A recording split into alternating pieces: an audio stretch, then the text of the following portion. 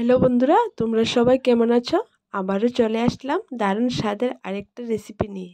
আজকের রেসিপিটার নাম হলো ডাল পুরি। তাহলে চলো শুরু করা যাক। এইখানে একটা ছোট সাইজের বাটিতে মসুর ডাল ধুয়ে পরিষ্কার করে নিয়ে নিলাম। এবার ডালগুলা সেদ্ধ করে নেব। একটা হাঁড়িতে ডালটা দেওয়ার পর দিয়ে দিলাম পরিমাণ মতো পানি আর দিয়ে দিলাম স্বাদ মতন লবণ। ডালটা প্রায় 30 মিনিটের মতো ফুটিয়ে নেব।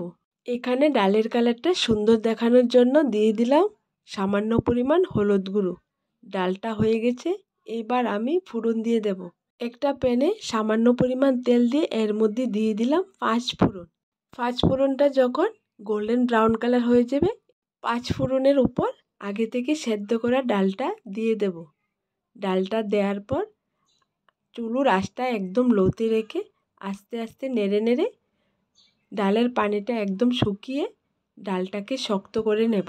দেখো বন্ধুরা, ডালের পানিটা শুকিয়ে শক্ত হয়ে গেছে। এর উপর দিয়ে দিলাম কুচানো ধনেপাতা। ধনেপাতাটা দেওয়ার পর হালকা নেড়ে নামিয়ে এক সাইডে রেখে এবার আমি ময়দার খামিরটা করে নেব। এখানে 250 গ্রাম ময়দা নিয়ে নিলাম আর দিয়ে দিলাম স্বাদ মতন লবণ। এইবার হালকা গরম পানিতে ময়দার খামিরটা করে নেব। পানিটা একসঙ্গে না দিয়ে একটু একটু করে পানিটা দিয়ে নেড়ে নেড়ে ময়দার খামিরটা আমি করে নেব।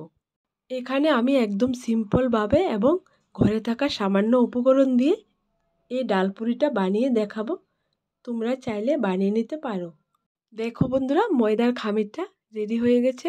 তোমরা যদি চাও উষ্ণ গরম পানিতে ময়দার খামিরটা তৈরি করবে না, তাহলে রুম টেম্পারেচারে থাকা পানিতে ময়দার খামিরটা তৈরি করতে পারো।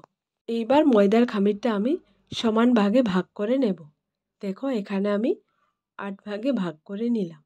এবার এখান থেকে একটা ময়দার ভাগ নিয়ে ভালো করে হাত দিয়ে চেপে চেপে একটা গোল আকার দিয়ে দেব। তারপর আঙ্গুল দিয়ে চেপে চেপে বাটির মতন করে নেব।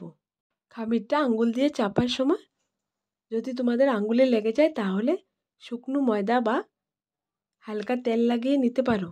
এভাবে আমি এক হাতে ক্যামেরা নিয়ে আর এক হাত দিয়ে করে তোমাদের দেখালাম। দেখো কীরকম করে করেছি আমি। এবার একটা চামচ দিয়ে ডালের পুরটা মাঝখানে দিয়ে দেব। পুরটা দেওয়ার পর চারপাশের রুটিটা আঙ্গুল দিয়ে মুড়ে একসঙ্গে মিশিয়ে নেব। তারপর গোল করে চ্যাপ্টা আকার দিয়ে দেব। এরপর সুন্দর করে পরোটাটা বেলে নেব। একই রকম করে আমি সবগুলা পরোটা বানিয়ে নেব। ডাল পরোটার সাইজটা আমি বেশি বড় করব না, ঠিক মাঝারি সাইজে রাখবো। সবগুলা পরোটাই আমি একই রকম করে বানিয়ে নেব। তোমরা চাইলে এরকম করে বানিয়ে নিতে পারো। এইভাবে করলে পরোটাগুলো একদম নরম তুলতুলা এবং ফুলকো ফুলকো হয়।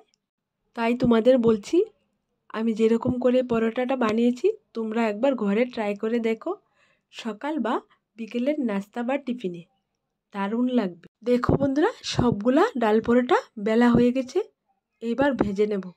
ভাজার জন্য এখানে আমি আগে থেকে একটা প্যানে তেল বসিয়ে রেখেছিলাম। এবার একটা পরোটা দিয়ে দিলাম। দেখো, পরোটাটা দেওয়ার পর সঙ্গে সঙ্গে কতখানি ফুলে উপরে উঠেছে। ঠিক একই রকম করে আমি সবগুলা পরোটা উল্টিয়ে পাল্টিয়ে ভেজে তুলে নেব। বন্ধুরা, অন্যরা যখন পরোটা বা রুটি তৈরি করে তখন উপর দিয়ে গরম তেল ছিটিয়ে ছিটিয়ে দেয়। আমি যখন পরোটা তৈরি করি তেল ছিটিয়ে দিতে হয় না, এমনিতে পরোটাগুলো ফুলে ফুলে একদম ফুলকো হয়ে যায়। দেখে নাও। আর একটা গোপন টিপস তোমাদের বলে রাখি, তোমরা যদি মনে করো উষ্ণ গরম পানিতে রুটি বা পুরি বানানোর জন্য খামির তৈরি করলে পুরি বা রুটিটা ফুলবে না বা মুচমুচে হবে না, সেটা তোমাদের ভুল।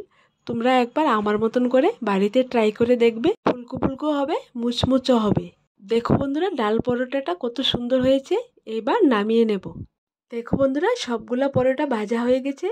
একটা পরোটা আমি তোমাদের ছিঁড়ে দেখিয়ে দিলাম। ভিতরটা কতখানি সুন্দর হয়েছে দেখো। সামান্য উপকরণ দিয়ে এই সহজ রেসিপিটা তোমরা একবার ট্রাই করে দেখবে, খেতে দারুণ দারুণ স্বাদ। তো আমার দেওয়া রেসিপিগুলো তোমাদের যদি ভালো লেগে থাকে তাহলে আমার এই ছোট্ট চ্যানেলটাকে লাইক, শেয়ার এবং সাবস্ক্রাইব করে পাশে থাকা বেল বাটনটি অবশ্যই ক্লিক করে রাখবে, যাতে করে আমার দেওয়া নতুন নতুন রেসিপিগুলো সবার প্রথমে তোমাদের কাছে পৌঁছে যায়। রেসিপিটা দেখার পর কমেন্টে লিখতে ভুলবে না কিন্তু এই রেসিপিটা তোমাদের কাছে কেমন লেগেছে।